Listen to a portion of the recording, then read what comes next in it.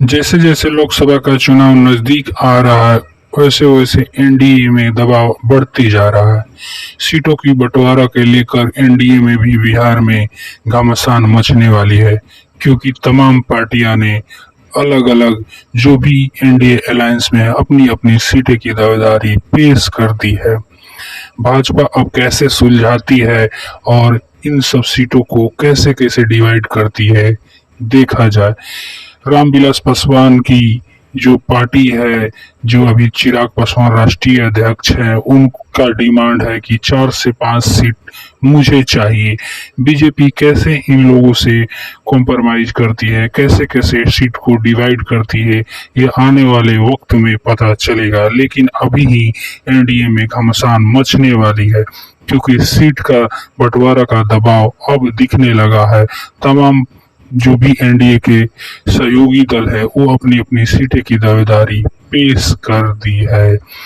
जीतन मांझी जो भी एनडीए में अभी शामिल हुए हैं, उनको भी सीट का जो डिमांड है, कम से कम उनको 2 से 3 सीटें उनको चाहिए, और इससे कम उनको हिरगिज ये सीट पसंद नहीं आएगी, क्योंकि जीतन मांझी तमाम तरह से कोशिश कर रहे हैं अपनी पार्टी का विस्तार करने के लिए। इसलिए आने वाले 2024 के चुनाव में वो चाहते हैं कि 2 से 3 सीट मुझे मिले तो मैं अपनी पार्टी की मजबूत जनाधार पेश करूं और आने वाले वक्त में एक मिसाल कायम करूं।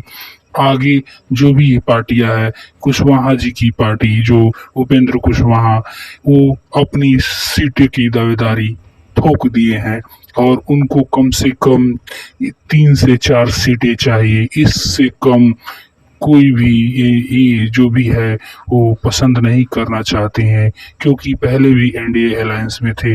इनको 3 से 4 सीट ही चाहिए, क्योंकि ये पहले से ही मजबूत है।